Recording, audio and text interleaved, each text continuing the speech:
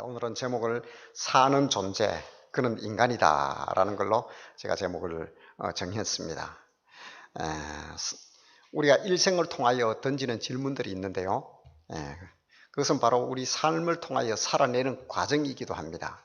바로 사람은 무엇인가, 인간은 무엇인가 하는 거예요. 그래서 사실은 모든 인생의 삶의 모든 과정을 우리가 다 나열해 보면 사람은 누구인가 하는 것을 묻고 있는 것이 삶입니다. 그래서 어른들이 그런 이야기를 합니다. 야, 먼저 사람이 되라. 사람이 돼야지. 모든 걸 다 갖춰도 사람이 되지 않으면 안 된다는 거예요. 그런데 그 사람 됨을 추구하는 것이 인생이더라라는 겁니다. 그래서 철학적으로는 사람이 누구인가, 인간은 누구인가, 사유하는 존재다. 생각한다는 거예요. 맞습니다. 사람이 아무 생각이 없으면 사람이 될 수가 없어요. 이런 상황에서 내가 어떻게 해야 될까?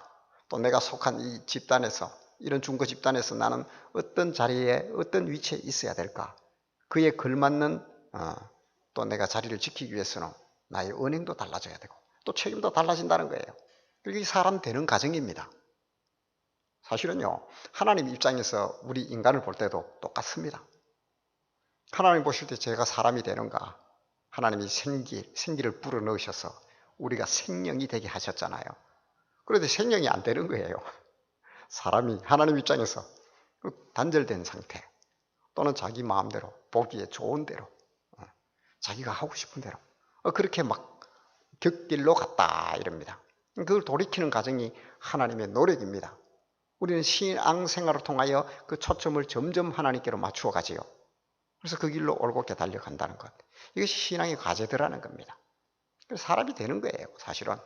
우리가 신앙생활을 통하여, 오늘도 이렇게 설교를 통하여, 또는 예배를 통하여, 예의를 다해 하나님을 배우는 겁니다. 이걸 통하여 우리가 사람이 되어가는 그 과정입니다.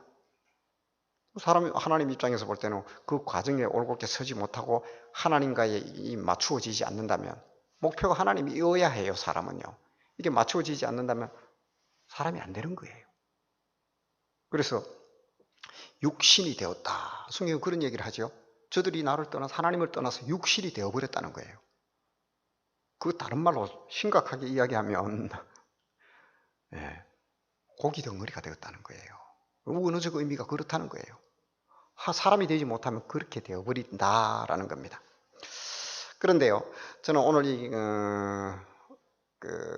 예배를 통하여 성도님들과 함께 좀 이렇게 다가가고 싶은 그 목적지가 있는데요. 그러면 어떻게 하면 우리는 하나님 앞으로 다가가며 사람이 될까라는 겁니다.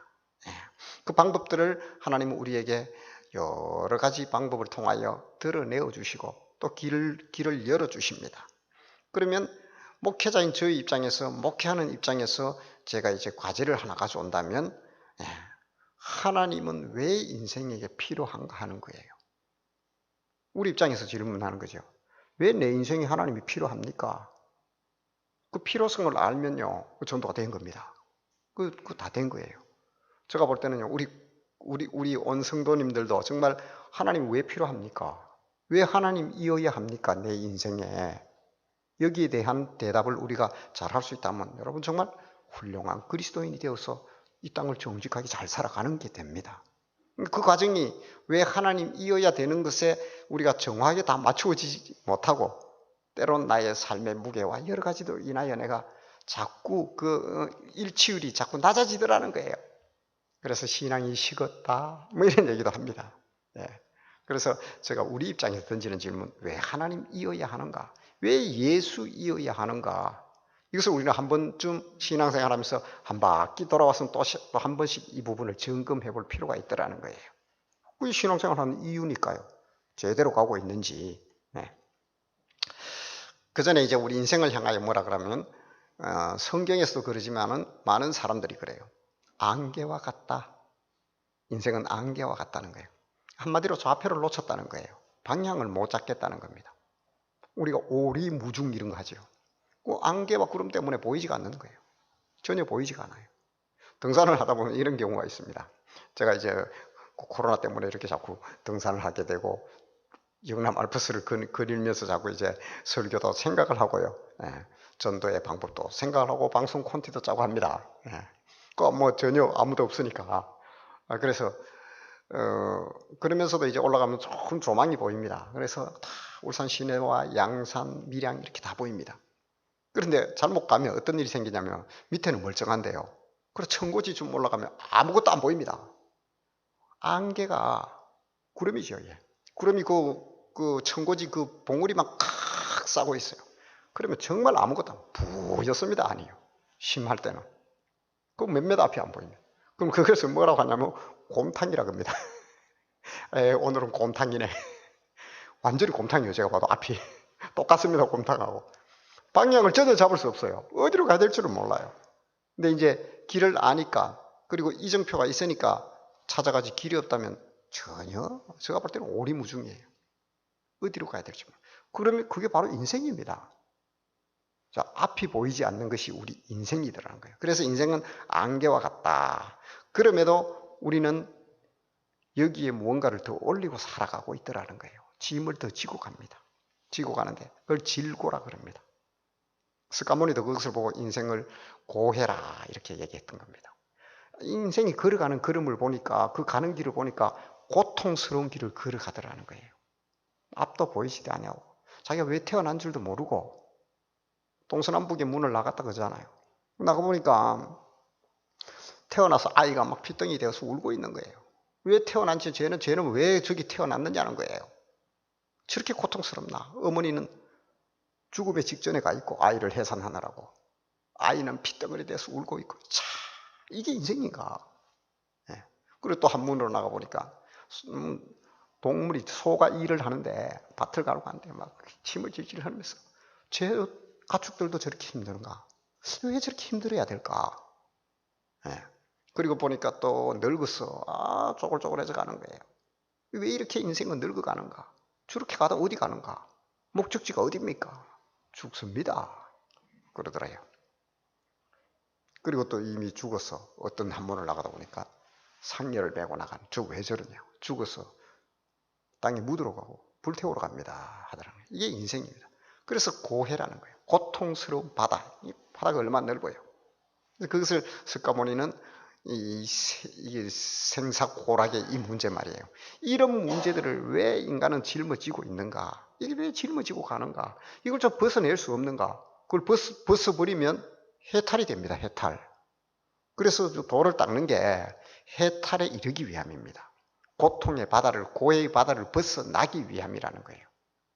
지금도 그렇게 벗어나기 위한 노력들이 종교라는 이름으로 열심히 행해지고 있습니다. 아마 제가 볼 때는 그 사람들은요, 이런 인간의 고통에 실존적으로 좀 더 가까이 다가간, 어쩌면 사람이 되기 위한 노력을 열심히 하고 있는 거룩한 움직이라고 저는 봅니다. 종교에 우리가 어떤 그 정의나 또 어떤 우리 기독교적 관점에서 평가하는 것이 아니라, 그래도 그런 문제에서 인생이 이런 질고를 지고 가더라는 거예요. 이런 어려운 고해 바다를 지나가고 있는데 어떻게 하면 왜 왔으며 도대체 이걸 어떻게 하면 해결할 수 있을까? 물론 불교에서는 그 온 원인에 대해서는 고라 그래요. 고는 결국 죄입니다. 죄. 욕심의 욕망, 이런 것들 때문에 생겼다 이렇게 합니다. 그래서 그 종교는 사실은 굉장히 거룩한 영역입니다. 제게 이제 사람들이 묻습니다. 목사님, 왜 예수를 믿어야 합니까? 꼭 예수를 믿어야만 합니까? 네. 저는 뭐라고 대답할까요? 당연히 그러죠. 네. 그러면 그렇게 믿어야 됩니다. 그렇게 말 안 합니다. 제가 선생님은 본인이 어디서 오신지 압니까? 여러분들도 이제 저를 배우셔가지고 저기 배우셔서 이렇게 아주 그렇게 물을 경우에가 아주 전도하기 좋은 절호의 찬스입니다. 몇 가지만 아시면 됩니다. 그래서 그럼요, 예수님 믿고 구원 받아야죠. 이러면 그거 안 됩니다. 그 정도 압니다, 그 사람도. 그거 수도 없이 듣고 있는데. 그렇게 물으면 뭐라고 하냐면, 선생님이 어디서 오셨는지 압니까? 가만히 생각합니다. 애들은 자꾸 엄마의 엄마 그렇게 한대요. 그 올라가다 하나님 나오면 얘기하더라. 근데 어른들은 글쎄요, 내가 사실 어디서 온지 모른다. 모릅니다. 계속 올라가 그렇게 이제 단편하게 이렇게 엄마 아빠요 뭐 이렇게 하면 계속 올라가면 됩니다. 그러면 결국은 자기 어디서 온 줄 모릅니다. 모릅니다. 사람은요. 어디서 온 줄 지금도 몰라요. 그리고요, 어디로 갑니까? 물어보세요. 혹시 어디로 가는지 아는 사람 있던가요? 내가 해탈의 경지에 이르러서 나는 진짜 무아의 지경으로 갑니다, 이런 사람 한 사람도 못 만나봤습니다. 천국 갑니다 한 사람은 만나봤어요. 그건 예수 믿는 사람들이니까요. 네. 하나님께로 간대요. 이 아이덴티티가 정확한 사람들이에요. 예수 믿는 사람은요. 세상에 감당 안 됩니다. 근데 대부분 이제 믿지 않는 사람들의 질문이니까요. 어디로 갑니까? 모릅니다. 뭐 이래 살다 까짓거 어디로 오는가 가겠지요 뭐. 그게 어디냐고요 물어보라고요. 아니 그러면 선생님이 누군지를 모르는 게 아니냐. 내가 어디서 온 줄도 모르고 어디로 가는 줄도 모르고 누굽니까?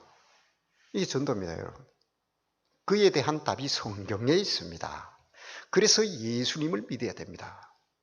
이게 전도입니다. 가장 훌륭한 전도예요. 아마 적어도 이런 질문을 던지는 사람이라면 귀를 기울입니다. 저는 왜 예수를 믿어야 하나? 저에게 이제 한 걸음 더 들어가서 오늘 성도님들과 접근을 한다면 저는 사람은 어딘가는 종속되어 있는, 누군가에게 종속되어 있는 포함된 존재라는 거예요. 내가 홀로 유아독존하는 게 아닙니다. 사람이 홀로 유아독존하는 게 아니에요. 우리 성도님들도 어머니 아버지의 염색체를 반반씩 받아서 감수분열을 통하여 여러분들이 만들어졌습니다. 그게 종속되어 있다니까요. 영혼은 이건 유전자로 주는 것도 아니에요. 하나님의 생기를 그저 불어넣으셨다고 성경은 정확히 이야기하고 있습니다. 그래서 제목이 오늘 사는 존재라고 그랬어요. 제가 사람은 기본적으로 살게 되어 있습니다. 생동하라, 생명이 된지라. 하나님 우리를 살게 만드는, 그러니까 사람은 본질적으로 성경을 통하여 보면 사는 존재입니다. 그래서 죽음이라는 개념이 사람에게는 없습니다. 안타깝게도요, 내 죽으면 그만이지, 아닙니다. 죽음이라는 개념이 처음부터 없는 것이 사람입니다. 그래서 심판의 부활로도 다 일어나서 영원한 형벌로 가거나 하나님 품에 영원한 천국의 하나님과의 혼인잔치에 삶을 살게 된다는 이 두 가지 극명한 방향이 갈라질 뿐이더라는 거예요. 저는 이제 왜 예수를 믿어야 되나? 바로 이겁니다. 사람은 누군가에게 종속되어 있다는 것, 의지되고 종속되어 있다는 것은 나 홀로 무엇을 할 수 없다는 거예요. 한계에 갇혔다는 겁니다. 그리고 인간은 너무 연약해요. 그래서 예수님 믿어야 됩니다. 여기 혹시 강력해서 내가 진짜 강력한 아이언맨이어서 나는 다 필요 없어, 홀로 스스로 유아독존하면서 세상을 마음껏 살아가며 영혼의 문제까지 홀로 감당하실 수 있는 분이 있나요? 이 땅에 단 한 명이라도 있나요? 기본적으로 모든 인간은 이렇게 나약합니다. 한계에 갇혀 있어요. 이 심장을 잠깐만 안 뛰게 하면, 이렇게 심장을 잠깐만 잡고 있으면 심장만 안 뛰면요, 심장을 움직이는 이 근육이 있거든요. 이 근육 몇 개만 잡아버리면 다 죽습니다. 우리는 육신의 호흡은 할 수가 없는 사람이 되어버립니다. 연약하다니까요. 대단히 연약합니다, 인간이요. 예. 어떤 공학도인 선배가, 제가 존경하는 선배가 있는데 그분이 저한테 항우장사의 이야기를 하더라고요. 이제 초한지하고 이제 중국의 이제 그런 역사를 이야기하면서 그런 스토리를 좋아 그래요. 그렇게 막 하더라고요. 그래서 내가 재밌게 들었어요. 그러면서 항우장사에 대해서 얘기하는 거예요. 항우장사, 우리 힘이 천하장사로 항우장사라고 그러죠. 항우는 대단한 장수였습니다. 강력한 힘이 있는 아이언맨이에요. 그래서 실컷 묻더라고요. 근데 그때 하필이면 다마스 하는 차 있죠. 조그만 그걸 타고 갔어요. 둘이 같이. 그걸 타면서 가면서 그런 얘기를 쭉 했어요. 그러다가 제가 이제 신호등이 또 걸렸어요. 형님, 제가 한 가지 물어볼까요? 왜? 그 스토리에 이제 궁금한 걸 묻는다고 이제 재밌어서 이제 물어보라는 거예요. 항우장사가 힘이 센가요? 이 타우너가 힘이 센가요? 이 다마스 차가 힘이 센가요? 그러니까 막 입을 닫아보더라고요. 사람이 힘이 세긴 얼마나 센다고요. 여러분 그 바퀴 달린 그 조그마한 타우너 우리가 밀을 것 같지요? 천하장사가 다 붙어도 못 이깁니다. 그 차를. 걔가 가지고 있는 마력수가 있어요. 사람이 대단한 것 같아도 나약하기 그지없다니까요. 그것이 인간입니다. 그러더니 씁쓸하게 웃더라. 맞다. 사람이 아무리 힘이 세다 한들 그 진짜 이 조족지혈이다. 이 엔진의 힘에 비하면. 그래 사람은 나약한 게 맞다 이러더라고요. 그래서 한번 그런 에피소드가 기억나는데요. 바로 이런 인간이 나약함에도 불구하고 그럼에도 불구하고 인생이 지고 가는 짐은 너무나 크고 무겁더라는 것이 제가 발견한 진리입니다. 너무 나약함에도 인생을 지고 가는 짐이 너무 많아요. 그 짐 어떻게 하실 거예요? 이렇게 나약한데 평생을 그 짐을 지고 갑니다. 그것을 우리는 질고라고 하는데요. 인간의 능력에 비해서 너무나 과도하게 짐이 부여되어 있더라. 이런데 어떻게 하나님을 믿고 누군가를 의지하지 않고 살아갈 수 있겠나요?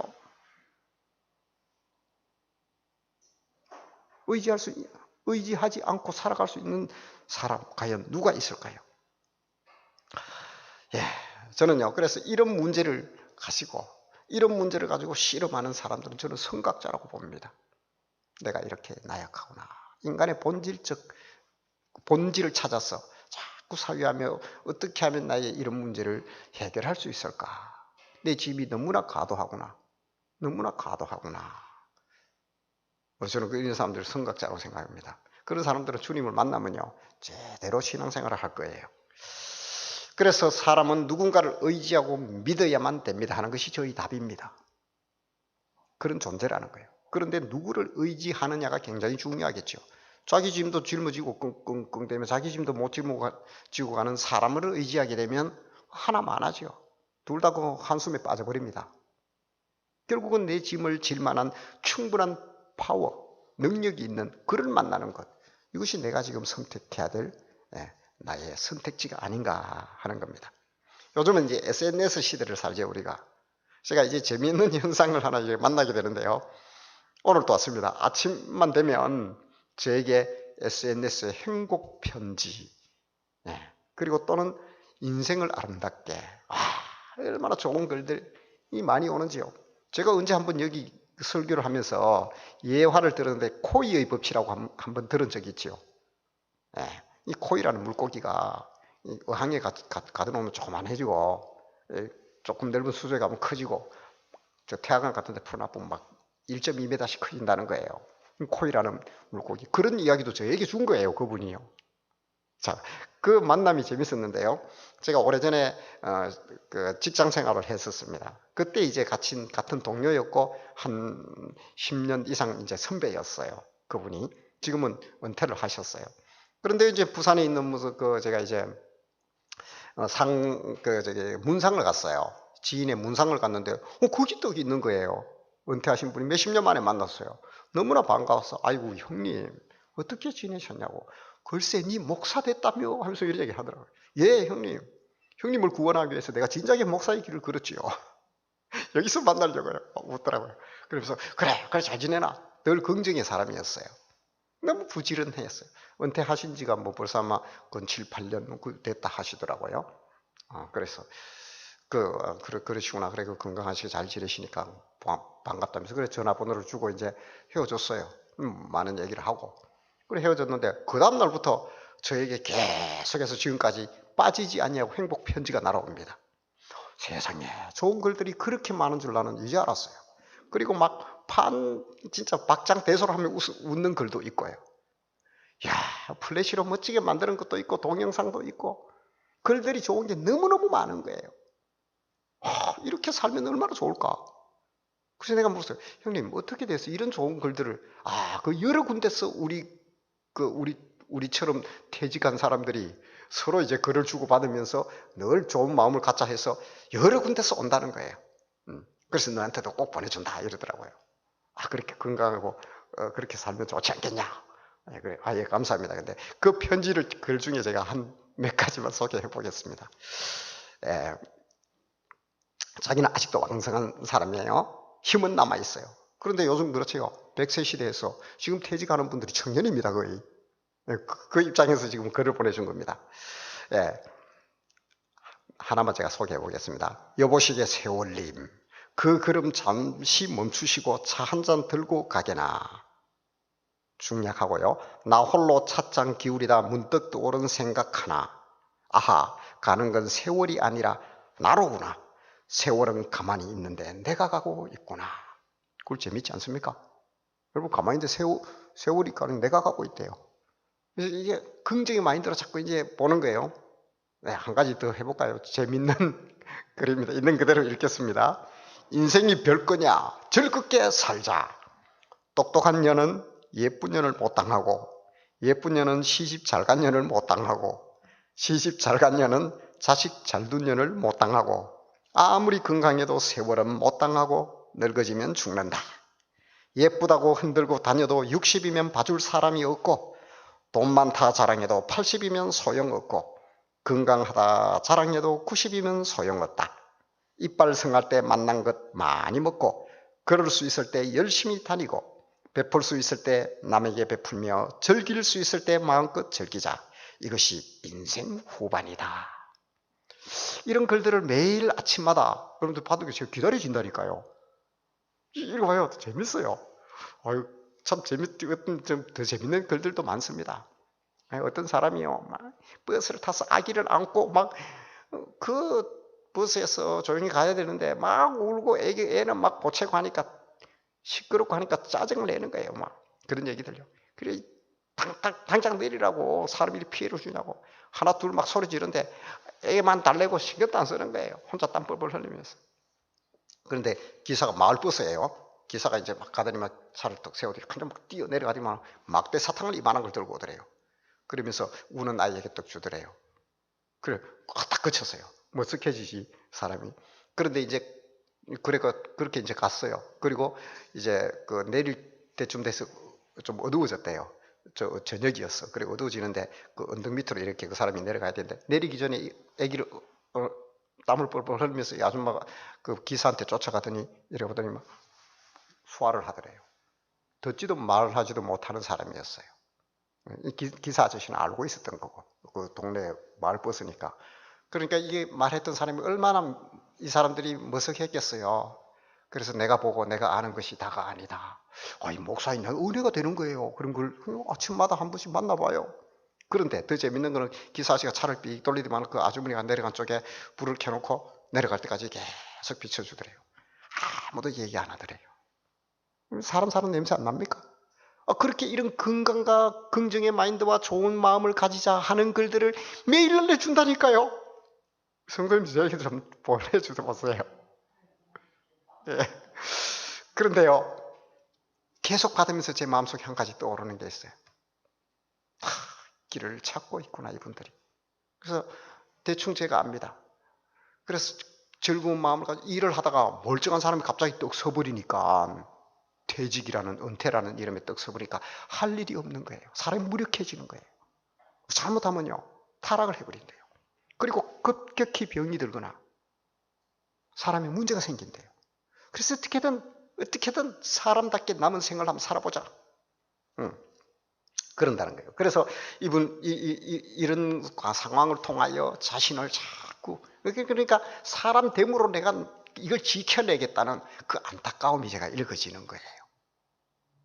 그래 정직하게 얘기하면 목사로서 하나님을 만나면 다 끝날 일을 이런 좋은 걸 저런 걸 매일 공급해서 저한테도 매일 공급해 줍니다. 복날 되면요 삼계탕이 날아옵니다. SNS로 막 날아옵니다. 그리고 막 몇 그릇 날아와요. 저녁까지 날아와요. 어떤 데는 저녁까지 먹어라 이렇게.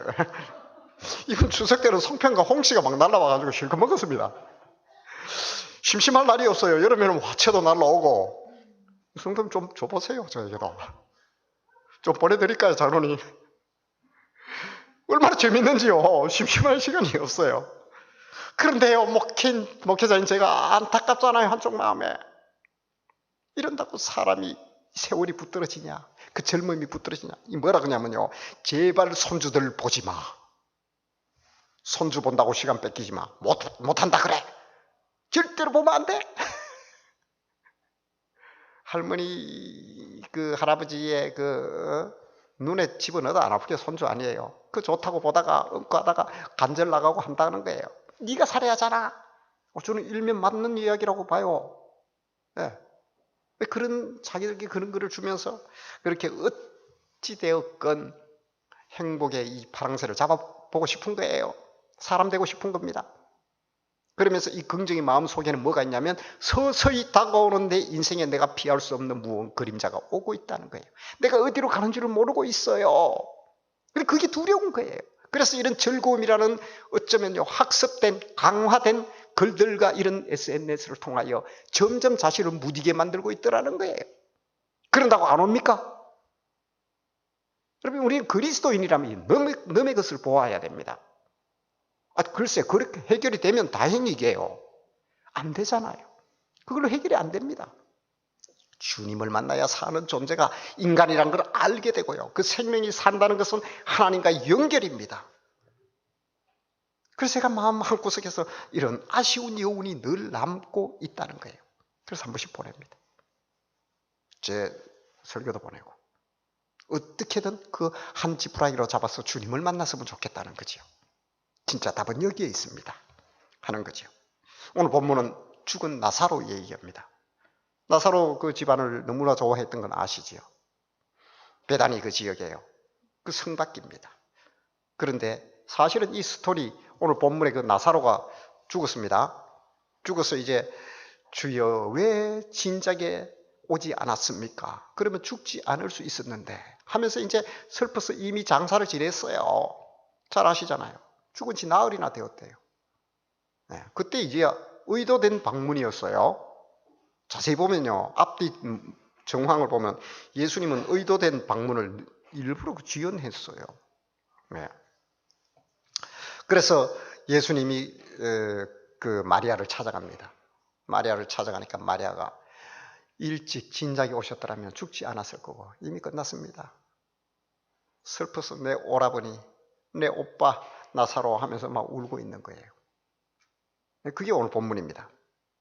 예수님이 그 상황을 보면서 아무 말 안 합니다. 그래서 그에 가서 함께 우는 것을 보고 비통히 여겼다. 이게 사실은 굉장히 슬퍼했다는 얘기예요. 예수님도 가슴이 찢어지는 거예요. 왜 슬퍼했을까요? 먼저 예수님이 3번 울었다고 했죠. 일생에 몰라요. 더 울으셨는지 저는 모르겠는데 성경에 기록된 것으로는 3번 웁니다. 첫 번째는 예루살렘을 향하여 유대인들을 통하여 그 예수 그리스도가 오게 되잖아요. 같은 동족입니다. 우리 알다시피 출애굽 때부터 지금까지 이어왔는데 이 선택된 유대인들이 예수님을 배척하잖아요. 안 믿어요. 결국 그들이 주동해서 십자가에 못 박아 죽여버리니까 그 일의 마지막 그들이 돌이키지 않는 그 모습을 보고 이 십자가를 져야 되는데 암탉이 날개 아래 그 새끼를 품은 같이 내가 너희를 품으려고 얼마나 노력을 했느냐. 그런데 돌아오지 아니하니 하도 가슴이 메어지는 거예요. 그래서 웁니다 한번. 그리고 두 번째는 십자가 고난을 두고 어떤 사람 그래요. 예수님이 신적 근능을 가진 분이 무슨 십자가로 그냥 굵고 짧게 지지 울기를 왜 웁니까? 그런데 아닙니다. 그거 철저하게 인간입니다. 예수님은 신이면서 인간이에요. 철저한 인간이기 때문에 인간의 고통과 그 슬픔과 비통함과 두려움을 그대로 가지고 예수님은 그 죽음을 직면했던 분입니다. 그래서 우셨어요.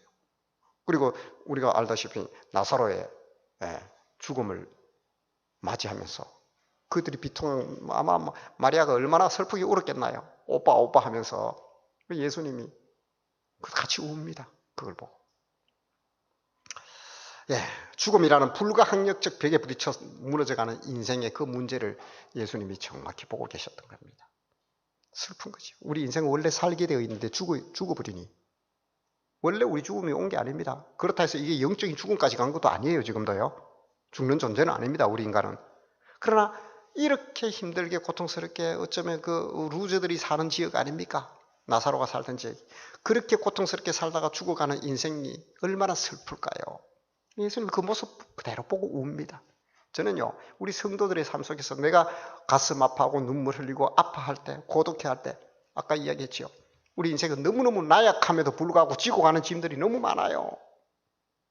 그 예수님 가만 안 있습니다. 알고 있습니다. 같이 웁니다. 어떤 사람이 그랬다 그러잖아요. 그 고통에 너무너무 힘들고 아팠어. 가시밭길을 걸었다 그러잖아요. 이렇게 저렇게 찔리면서 핏자국이 있는 자기 걸음을 걸어갔는데 주님 그때 어디 갔냐고, 내 고통스럽고 힘들고 할 때 어디 계셨냐고, 그러면서 나의 주님입니까? 그러니까 나는 너를 얻고 그래 그 발자국 내 것이라 하지 않던가요? 너를 얻고 내가 그런 그럽니다 하시잖아요. 우리를 버려두는 분이 아닙니다. 절대로 그런 분이 아니에요. 우리 인생의 질고의 보따리가 무엇인지를 안다는 거예요. 나사로의 죽음을 통하여 주님은 우시는 그 모습 속에서 그 질고를 안다고 우리에게 말씀하고 계신다는 사실입니다. 인생의 질고와 고난, 고통, 아픔, 내가 지고 있는 이 짐들의 종착역은 어딜까요? 그냥 주님을 만나지 못하면 또 다른 죽음이라는 고통 속으로 인간은 거저 갑니다. 그 길을 걸어갑니다. 예수님이 그 길을 가지 않게 하기 위하여 오셔서 죽으시고 부활하셨던 겁니다. 우리의 짐을 지시기 위하여 오셨다는 겁니다. 왜 우리가 예수를 믿어야 되느냐? 내 질고의 보따리가 무겁기 때문입니다. 얼마나 무거워요. 한번 보따리 한번 풀어볼까요? 자, 자식들 한번 꺼내와 봅시다. 잘 된다, 잘 된다. 부모들은요, 진짜 진 자리 마른 자리. 부모들은요, 제가요, 참 많은 걸 제가 보는데요, 부모들의 희생은요, 말로 다 할 수가 없습니다. 자기를 위해서 할 것 같으면 그렇게 안 합니다. 제가 봐도 그래요. 부모들은 뼈가 빠지더라고. 그렇게 해, 제일 우선순위 또 자녀들이에요. 이 자녀라는 질고의 이 보따리는요, 죽을 때도 유언하는데 대부분 무슨 유언이던가요? 자녀들 얘기예요, 자녀들. 이 보따리 이건 어떡할 겁니까, 이거? 그리고 질병의 보따리요. 그 질병도 두 번째더라고요. 내까지 이렇게 가면 그만인데 니들이 행복하면 된다. 끝까지 속이는 사람들도 있어요. 자기의 그 질병을. 부모도 그게 부모입니다. 우리 질고의 보따리를 한번 풀어봐요. 그래서 사실 너무너무 무거워요. 제가 볼 때는. 우리 인생은 너무 나약함에도 불구하고 지고 가는 짐과 보따리는 너무너무 무겁다는 거예요. 그래서 예수님이어야 해요. 어떻게 지고 갈 거예요? 마침내 내 죽음의 문제를 어떻게 할 거예요? 나사로 역시 거부할 수 없이 그 죽음의 길을 갔던 것, 지고 있는 이 질고를 보고 주님은 슬퍼하셔서 눈물을 흘렸다라는 겁니다. 그렇다면 정말 왜 예수님이어야 하나? 내 짐을 질 만한 능력이 그분에게 있느냐? 이것을 믿는 것이 성도입니다. 그에 합당한 응답을 주며 그렇다고 말씀하시는 분은 하나님이시고요. 여러분들은 성도들은요, 위험천만한 길을 걷고 있어요. 그렇게 의지했는데 주님이 짐을 져주지 않는다면 어떡하실 거예요? 그래서 그 부분이 의심스러워서 잘 믿지 못하는 겁니다. 그러나 걱정하지 마십시오. 하나님은 성도를 그 진적에 말씀하십니다. 성도에게 뭐라고 하시냐면, 하나님은 그 약속의 말씀을 주시는데요, 마태복음 11장 28절, 우리가 너무너무 잘 아는 말씀입니다. 함께 읽겠습니다. 수고하고 무거운 짐진 자들아 다 내게로 오라. 내가 너희를 쉬게 하리라. 이거요, 하나님이 그냥 한 말씀이 아닙니다.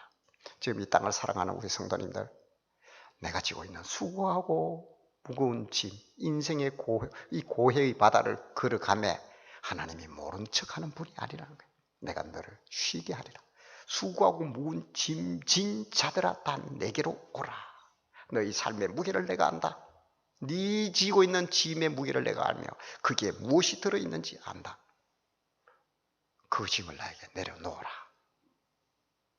그리고 하나님은 플러스 알파 선물을 주신대요. 생명을 주십니다. 쉼을 얻으리라. 주님은 우리가 힘든다는 걸 아시기 때문에 쉼을 주시는 분입니다. 이 세상이 줄 수 없는, 세상이 주는 것과 다르다고 했습니다. 하나님이 주시는 평안이라고 했습니다. 이 영적 평안이기도 합니다. 하나님을 믿는 믿음의 성도들만이 누릴 수 있는 기가 막힌 옵션입니다. 사랑하는 성도 여러분, 지금 어쩌면 마스크로 가리면서 살아야 하는 우리의 인생, 이 안 그래도 무거운데 이 또 마스크 하나 또 가려놓으니 이거 참 답답하죠. 그러나 분명히 기억하십시오. 주님은 이것을 다 알고 계십니다. 내 짐, 내 인생의 보따리 속에 그저 그냥 방치해 두시는 분이 아니라는 사실입니다. 나를 향하여 하나님은 살게 하시고 쉼을 주시고, 그리고 하나님께로부터 필요한, 오는 우리 인생에 가장 필요한 것이 무엇인지를 익히 아시고 공급해 주신다는 사실입니다. 그것을 믿고 확실히 달려가는 사람을 우리는 성도라고 합니다. 그래서 이 혼탁한 세상, 어쩌면 지금도 여전히 내가 지고 가 있는 짐의 보따리가 무겁고 힘들고 고통스러울지라도 믿음의 사람답게 여러분 모든 것을 그 수고하고 무거운 짐을 주님께 내려놓으시기 바랍니다. 그래서 주님 안에서 차원 다른 살아나는 존재, 주님과 동행하며 살아가는 존재, 성도만이 누릴 수 있는 가장 아름다운 행복을 누리는 성도님들 되시기를 주님의 이름으로 축복합니다.